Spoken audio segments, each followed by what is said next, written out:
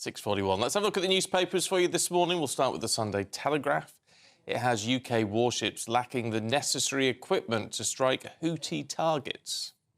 The Observer leads with the UK granting refugee status to 4 Rwandans over fears of persecution back home. The Sunday Times has top UK universities' preferential treatment of wealthy foreign students. And the Sunday Mirror reports on the Conservatives being accused of manipulating election rules. The Sunday Express has Rishi Sunak targeting the votes of over 50s to try to win the next election. Well, joining us to go through what is making the news is Deputy Editor of Spite, Fraser Myers, and author and journalist Susan Holder. And welcome to you both. Good morning. Right, we're starting with you, Fraser, then, aren't we? Looking at the way universities are recruiting foreign students. Yeah, so this is absolutely scandalous. It seems as if, universities have, entry-level grades. You have to get A stars or 3 A's and things like that. That's what they advertise to British students. But it turns out that they're using, essentially, recruiting firms to lure in foreign students who are allowed to pay a lot more. They don't have their tuition fees capped. And they're being offered places with much lower grades, so C's, D's. The University of Leeds, which I think you need 3 A's to get in as a British student, you can go in with a D, a single D at A level, if you're a foreign student paying international fees. That's because you've got more money to pay. It's because you've got more money, and so this is, the ongoing tragedy of higher education, where it's been turned essentially into a consumer product, which inevitably brings down standards and, it corrodes the institution from within, sadly. And I think, we've seen this in a lot of ways where it's become a problem where students are basically customers. And I think that actually plays a role in some of the sort of woke stuff that's going on campus, safe spaces. It's part of the sort of problem where students feel that they're not, they are there to be pandered to rather than, there to work hard, there to get on. Yeah, yes, that's interesting. I'd never thought of it like that, but I sort of agree. Well, I think that the problem we've got is that too many people are going and too many people have an expectation. And I do kind of blame the education system for that and teachers who are in a mindset with young people that they have to go to university. And it just is it's a tick box for a school to get as many people as possible in, because then, job done, off they go. And actually, it's not the way. And I've worked with young people. I didn't go to university. I went to journalism college to study journalism because I knew what I wanted to do. And there's an awful lot of, I don't know what I want to do, so I'll go to university for a few years. And it is a rite of passage, and that work, and I do understand that. And I told my son all the way through his childhood, you don't have to go to it, you don't.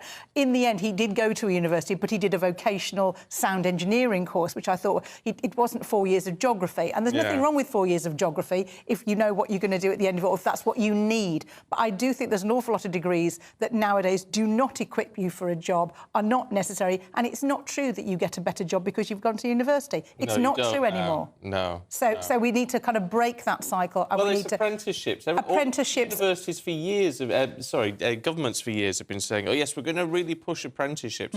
And then they never do. Because it's, have you been to university? I mean, you can still get that prejudice of no, I didn't go to university. I went to a college in Cardiff and I loved it. I'd have known I did. That's where I went. Did you go to the South Glamorgan Institute of Higher Education? Absolutely. That's where I went. Yeah. I was on a block release, what we call. So I was working for a newspaper, and then they'd say, I didn't do the block release. I did the NCTJ as a 2-year thing, but that's exactly where I went. But yeah. Isn't that funny? Did you go to university, Fraser? I did. Well, thank heaven. At least someone's At least educated. 2 of us here. What did you study? Did you get a grant, and did we pay for you?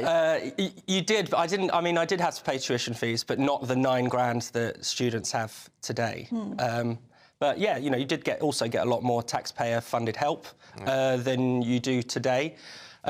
So yeah, there's many ways in which the sort of developments in higher education are quite sad. I think, probably it would be better if fewer people went, but if it were more rigorous, if that makes sense, and if you had better support for, working class people to be able to go. I think that's crucial. But it's Tony Blair, isn't it, who said everybody should go to university? When he's wrong. And he was wrong. But I do think as well that the funding, we do need those foreign students coming in with the kind of, that is what kind of funds a lot of the university courses that people here can go on. So I don't think it's just that we should stop that, and it needs looking at perhaps. But the biggest problem, I think, is that too many people are just going.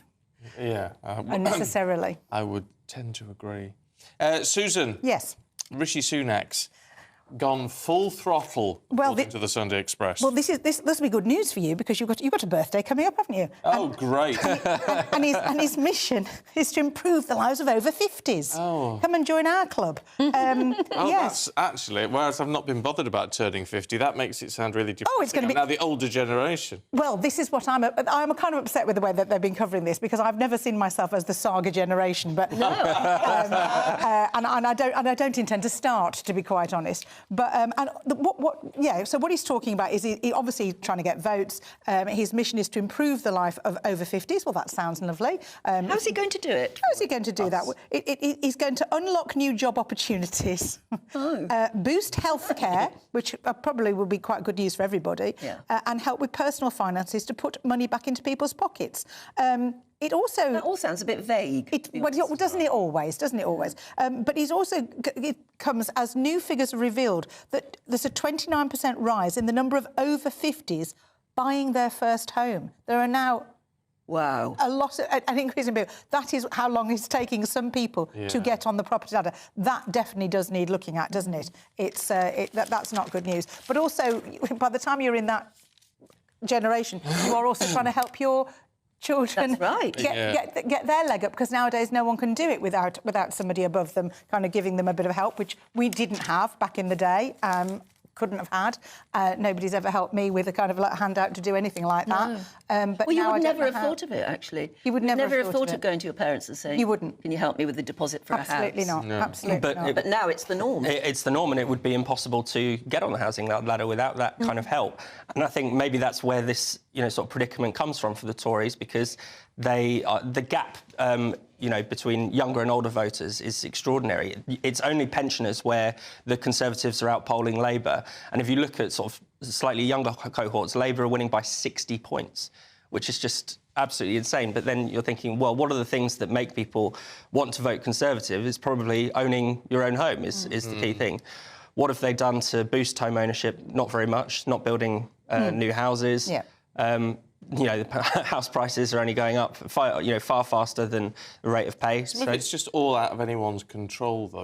We can't build our way out of this. I mean, this is just it's the market economy, actually, that houses have become so expensive compared to wages now, and I don't know how you begin to combat that. And also, it's maybe a level of expectation of what people expect to have as their first home. Whereas, I mean, the Victorians, we're still living in all those terraced houses the Victorians built that actually were well-built houses that have lasted and were terraces and took up a kind of a minimum amount of space and were good for city living. And why don't we have schemes like that anymore? If they could do it, why don't we? But we don't. We build these weird little kind of boxy homes that are detached, so people can say they live in a detached house on an estate. But actually, that's not the best use of space and maybe not the best way to kind of think about having your first home. And also, they're outrageously expensive. And they're outrageously expensive. Boxes, and they don't have the kind of community around them and facilities that you need if you're living in a home, which people don't think of. There's no point just kind of having a site where you build an estate if there's no local school or local shops or local infrastructure or medical centre. You need all that kind of thing. Oh, that would involve sensible... Yes, it would involve that. There you go. Fraser, let's look at the Telegraph, Sunday Telegraph. With the Post Office chairman being sacked or resigned, whichever, he's been sacked, really. He's been told by Kemi Badenoch he's got to step down. I mean, it's interesting. He was only hired in 2022, I think. So he's not responsible for the Horizon scandal.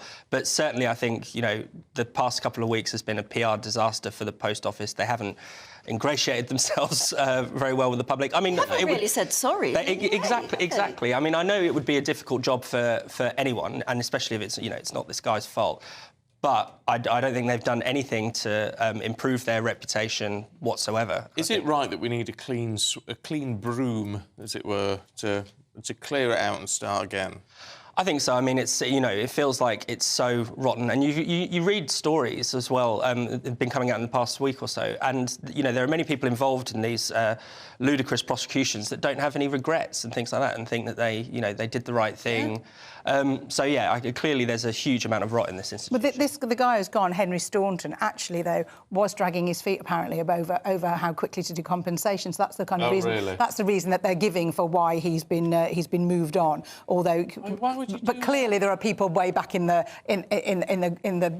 process that need looking at, not least, of course, Paula Venables. But I found an article further in the Telegraph. There's actually another even more worrying thing where the post office staff apparently are quitting their jobs in large numbers because of this. So they just don't want to be associated. They don't feel comfortable working. There's somebody who runs a post office in rural Cumbria has said he's shut down. I can't be in league with the devil. And so he's shutting his post office and giving up, and there's somebody else in Devon. And you can understand that. It's a very tainted brand now. I mean, they clearly aren't sorry for what they did because they're just not saying so and they're not doing enough. And it's always been said that what they were trying to do, and that's why maybe they still feel they did the right thing, was to protect the brand.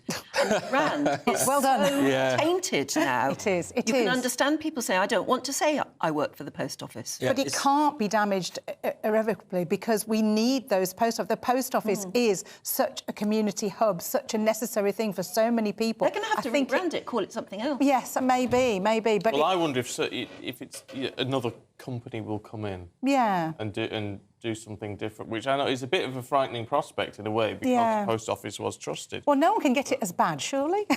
Well, I mean, you're going from a kind of a very low level. You can only kind of improve things, actually. If anyone's thinking about taking over the post office, but, I mean, you haven't got to do too good a job to kind of look great. But as you say, you know, it provides so many services, especially to places that are, you know, not well served, not big towns and cities. So, and often those things are not actually profitable. So you think, who would take it over? Well, it's always part of something else in our village. Yes, it's in the co-op, which is actually good because any time the co-op's open, so is the post office. Yeah. So actually you get better service sometimes by kind of bridging it with other mine, things. it's in the off licence. Oh, is it? That's handy. That's handy. I mean, it used to be in the village where I grew up. When we had one there, it was in the pub. Oh, perfect. Oh, Yeah, really? it's in the pub, Oh, cool. Grandma used to like going for a pension. That's Sherry it, while isn't she's it? in there. That it's a very important part of the community. It is. Because I'll never forget, there's one line in the ITV drama where the sub-postmistress has been forcibly, her post office has been forcibly closed on her. And she said, who's going to look after my old ladies? Yeah, she was the one who was keeping the passport because she'd obviously got a little bit of problem, maybe a dementia situation That's or something. right. And every time she wanted to come in, she never remembered her passport. So the postmistress, who was so trusted by the community, kept that lady's in the drawer for her, so it would always be there when she needed it. It's that kind of thing. You can't buy that kind of thing. It's just amazing. Yeah. Let's go cruising, should we? Because Anne loves... Well, I was going to say you love this story. I don't know, you're not convinced by the size of the ship, No, the icon of the sea. It's this new enormous I can't believe the size of it. Yes, so it's got 20 decks and it can take up to 7,600 passengers. Oh, I thought it was more than that.